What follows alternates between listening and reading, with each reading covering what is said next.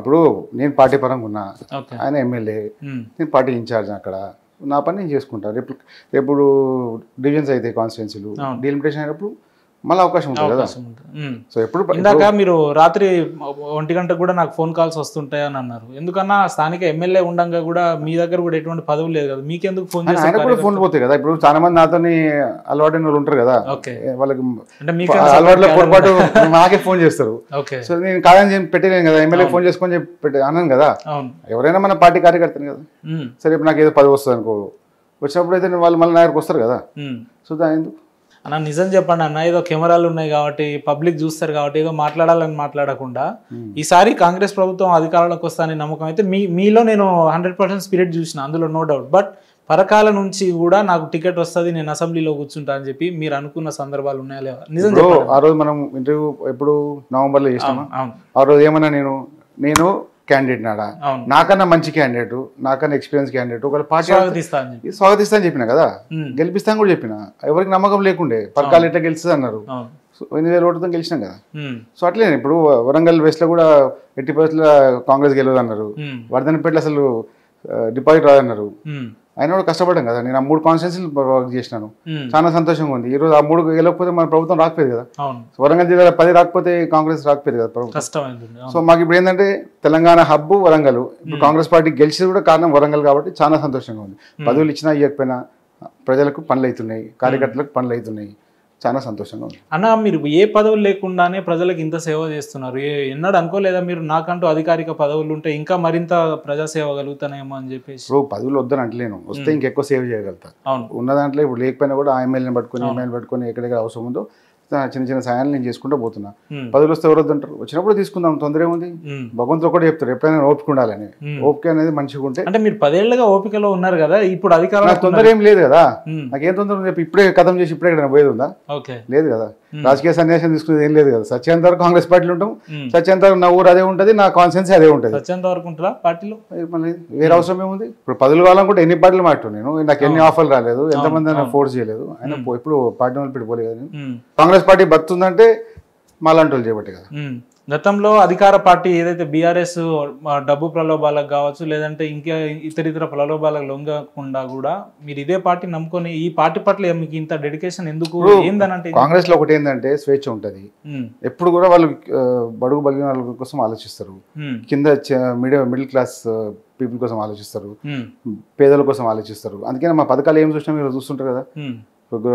గృహజ్యోతి కానీ, మహాలక్ష్మి కానీ, యువ వికాసమే కానీ, చేయూతే కానీ, ఇందిరా మిల్లే కానీ, ఎవరి కోసం? వాళ్ళ కోసమే కదా. ఆల్రెడీ మన అప్లికేషన్ చూసిన ఎన్ని వచ్చినాయి. 2 స్కీమ్లు ఆల్రెడీ లాంచ్ అయిపోయినాయి. మహాలక్ష్మిలో ఫ్రీ బస్ స్టార్ట్ అయిపోయింది ఆల్రెడీ. ఇప్పుడు 2,500 రూపీస్ డీటెయిల్స్ అని వచ్చేసినా కూడా ఈ మంత్కి వెళ్ళి స్టార్ట్ అవుతుంది. గృహజ్యోతి కూడా ఈ మంత్కి వెళ్ళి స్టార్ట్ అవుతుంది. ఇంకేం కావాలి మనకు? ఇప్పుడు ఇందిరా మిల్లు కూడా ఆల్రెడీ అప్లికేషన్లు వచ్చినాయి. యువ వికాసం కూడా ఆల్రెడీ డీటెయిల్స్ డేటా అంతా ప్రొక్యూర్ చేస్తుండ్రు. గ్యాస్ సిలిండర్లు ఆల్రెడీ అంగన్వాడీ వర్కర్స్ మొత్తం సర్వే చేస్తున్నారు. 100% 6 గ్యారంటీస్ ఇంప్లిమెంట్ అవుతుంది. ఆల్రెడీ 53,000 కోట్లు దానికి. 6 గ్యారంటీలు అంటే గుర్తొచ్చిందన్న, గతంలో ఆర్థిక మంత్రులుగా పనిచేసినటువంటి ఈటల రాజేందర్ గారు కావచ్చు, హరీష్ రావు గారు, వీళ్ళిద్దరు కూడా ఒకటే స్టేట్మెంట్, వీళ్ళిద్దరు మాట్లాడుతూ మేము ఆర్థిక నిపుణులుగా మాకు అవగాహన ఉంది కాబట్టి చెప్తున్నాం, 6 గ్యారంటీలు అనేవి అసలు ముమ్మాటి సాధ్యం కాని అంశాలు అని చెప్పి మాట్లాడుతున్నారు. ఇటు చూస్తేనేమో 7 లక్షల వరకు 7 లక్షల కోట్ల అప్పు ఉందని మీ ప్రభుత్వం ప్రకటించింది. ఇన్ని లక్షల కోట్ల అప్పు పెట్టుకొని ఈ పథకాలను ఎట్లా ఇస్తారన్న? ఇప్పుడు ఒక క్లాస్లో 40 స్టూడెంట్స్ ఉంటారు. అందరు మ్యాథ్స్ క్లాస్కి పోతారు. అందరికి 100 రావు కదా. సో వచ్చినోడు మేధావి అయితే 100 మార్కులు వస్తాయి కదా. మా దగ్గర మేధావులు ఉన్నారు, మాకు అడ్వైజర్స్ ఉన్నారు. దాన్ని ఎట్లా చేయాలనేది మాకు తెలుసు కాబట్టి దాన్ని ఇంప్లిమెంట్ చేయాలి. ఆల్రెడీ కర్ణాటకలో చేస్తున్నాం కదా. నేను ఒక క్వశ్చన్ అసెంబ్లీలో చూసిన, నేను 3,500 ఇల్లు ఒక కాన్స్టిట్యున్సీకి కడితే 2 లక్షల కోట్లు అయితే మీరు అంత బడ్జెట్ పెట్టలే కదా అంటే, అడిగినా కానీ తెలివి ఉండాలి. ఆయన కూడా చాలా సీనియర్ ఉప ముఖ్యమంత్రి. మా వాళ్ళు ఏమన్నారు, ఇనిషియల్గా 7,000-8,000 కోట్లు ఇచ్చినాము, హుడ్కోకి వెళ్ళి లోన్ తీసుకుంటాము, హౌసింగ్ సొసైటీకి వెళ్ళి హౌసింగ్ కార్పొరేషన్స్కి వెళ్ళి లోన్లు తీసుకొని దాంతో కంప్లీట్ చేస్తారు. మొత్తం గవర్నమెంట్ డబ్బులు ఇవ్వాల్సింది లేదు కదా. ఇప్పుడు నువ్వు ఇల్లు కట్టాలంటే మొత్తం డబ్బులు పెట్టావు కదా. సో కొద్దిగా నువ్వు ఇస్తావు కాంట్రిబ్యూషన్, కొద్దిగా బ్యాంకులు ఇస్తాయి, కొంతమంది కొన్ని మన బ్యాంక్స్ స్పెషల్లీ ఫర్ హౌసింగ్ ఉన్నాయి, వాళ్ళు లోన్ ఇస్తారు. దాంతో ఆ ప్రొక్యూర్మెంట్ అవుతుంది, లోన్ కంప్లీట్ అవుతుంది. ఇప్పుడు ఫామ్ లోన్స్ ఉన్నాయి, వే ఆఫ్ చేస్తాను, ఎట్లా చేస్తారు అంటారు. రేవంత్ రెడ్డి గారు ఒకటే మాట చెప్పిండ్రు, నీకెందుకు ఎట్లా చేస్తాను, నేను కార్పొరేషన్ స్టార్ట్ చేస్తా, లోన్స్ అనేది దానికి ట్రాన్స్ఫర్ చేస్తా, చేసి నేను ఈఎంఐ కట్టుకుంటా గవర్నమెంట్ తరఫుకెళ్ళి, కానీ రైతుకు మాత్రం నేను లోన్ క్లియర్ చేస్తా అన్నాడు. సో దానిలో తప్పేముంది, దానిలో బడ్జెట్లో పెట్టాలని అవసరం ఏముంది, ఈఎంఐ ఎంత కడతావు అది బడ్జెట్లో పెడతారు కదా. సో అవన్నీ క్యాలిక్యులేట్ చేయకుండా ఉట్టిగా ఏదో నువ్వు చేస్తావా అంటే 100% చేద్దాకే కదా, ఇంప్లిమెంట్ చేద్దాకే కదా మేనిఫెస్టోలో పెట్టింది. సో దానికి బడ్జెట్ కూడా ఇచ్చినాము. సో 2 months అయింది కదా, ఒక సంవత్సరం పోయినాక నెక్స్ట్ బడ్జెట్ అడగాలి నువ్వు, లాస్ట్ టైం ఇవన్నీ చెప్పినా ఎందుకు చేయలేదని. అప్పటికి బట్టిగా చెప్తూనే ఉన్నారు కదా, మాదంతా క్యాలిక్యులేటివ్ బడ్జెట్, ఎక్కువ పొగడాలు పోలేదు, ఎన్ని పైసలు వస్తాయో అంత ఖర్చు పెడతాము, 5-10% అటు ఇటు వేరియేషన్. దాంతో పాటు అధికారంలోకి వచ్చిన తర్వాత మేము ఏం చేస్తామో అని చెప్పాల్సిన మీరు దాన్ని పక్కన పెట్టి కాంగ్రెస్ పార్టీ చలో మేడిగడ్డ అనే ప్రోగ్రామ్ ఎందుకు తీసుకోవాల్సి వచ్చిందన్న? అంటే పబ్లిక్ తెలియాలి కదా. ఇప్పుడు కేసీఆర్ గారు 1 కోటి ఎకరాలు సాగు చేస్తా అని చెప్పి ఏదైతే పబ్లిసిటీ చేసుకున్నాడో 1,00,000 ఎకరాలు కూడా సాగు చేయలేదు కదా. ఆల్రెడీ 1,20,00,000 1,30,00,000 భారం వచ్చింది. ఇంకా ఒక్కటే రిజర్వేర్ కాడికి పోయింది, ఇంకా చాలా రిజర్వేర్ దగ్గర పోతే ఇంకెన్ని రోజులు అయితే తెలుస్తుంది కదా.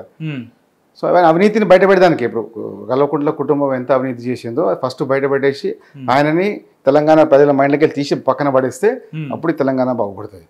నేను సొంత కుటుంబాన్ని డెవలప్మెంట్ చేసుకున్నాక తప్ప ఆయన ఎప్పుడు తెలంగాణ ప్రజల కోసం ఎప్పుడు ఆయన బాగుపడలేదు, బాగు చేద్దామని ఎప్పుడు ఆయన ఆలోచించలేదు. కాంగ్రెస్ పార్టీ ధ్యేయం ఒకటే, సామాన్యుడు బాగుపడాలి. డబ్బులు ఎక్కడికెళ్ళి వాళ్ళు మొత్తం వసూలు చేస్తారు ఇప్పుడు డబ్బులని. ఆయన చేసిన లోన్స్, అవన్నీ కథ కార్ఖానా, ఆయన స్కాము, ఇప్పుడు మెగా కృష్ణారెడ్డి చేసిన దందాలు అన్నీ బయటకు వస్తాయి కదా. సో ఒక్కొక్కటి ఎంక్వైరీ అవుతున్నాయి. ఇప్పుడు నేను మీ ఇంటర్వ్యూకి వచ్చే ముందు మీ స్థానిక ఓటర్కి ఫోన్ చేసిన అన్న, నా మిత్రుడే నాకు ఫోన్ చేస్తే ఇట్లా వెంకటరామన్ నా ఇంటర్వ్యూకి వెళ్తున్నా అంటే ఆయన ఒక మాట అన్నాడు అన్న, వ్యక్తిగతంగా రామరెడ్డి గారు అంటే మాకు చాలా గౌరవం, మంచి వ్యక్తి కాదనం, కానీ చీమలు పెట్టిన పుట్టలో పాములకు 20 నాట్లు అన్నట్టు పాపం ఆయన ఇన్నేళ్లుగా మా నియోజకవర్గం కోసం కష్టపడి కొట్లాడుతుంటే ఈరోజు ప్రకాష్ రెడ్డి గారు వచ్చి ఎమ్మెల్యే అయ్యారు, ఇది కొంచెం మాకు నమ్మసకంగా లేదు అన్నట్టు మాట్లాడిందన్న. దీనికి మీరేం చెప్తారు? ఇప్పుడు నేను ఒక పార్టీలో పనిచేస్తున్నా, నేను ఇండిపెండెంట్ కాదు. End of the day party interest మాకు చాలా ఇంపార్టెంట్, ఎందుకంటే ప్రభుత్వం రావాలని చెప్పి కసి కోరిక అందరికి ఉన్నది. సో నేను ఒక్కరిని బట్టి డిస్టర్బ్ చేసిన అనుకో, నాతో పాటు ఇంకా 3 కాన్స్టిట్యూన్సీలు డిస్టర్బ్ అవుతాయి. నా డబ్బులు లేవని కాదు, లేకపోతే డిస్టర్బ్ చేయలేని కాదు, కానీ ఇంట్రెస్ట్ ఏంటిది, ప్రజలు కార్యకర్తలు. థర్డ్ నా ఇంట్రెస్ట్, వాళ్ళందరూ మంచుకుంటేనే నేను మంచుకుంటా కదా. ఇప్పుడు నా అంతా నేను పదవి తెచ్చుకొని వాళ్ళు ఎక్కడైనా పోనీ అంటే ఎప్పుడో తెచ్చుకుంటాను కదా. సో వాళ్ళకి బాధ ఉంటుంటుంది, ఎందుకంటే అందరూ నాతో కలిసి పని చేసినారు కాబట్టి. సార్ ఎమ్మెల్యే ఉంటే మాకు ఇంకొక చనువు ఎక్కువ ఉంటుంది, ఎప్పుడు ఫోన్ చేసినారే ఏమరా బాగున్నారా అని అంటాడు కాబట్టి.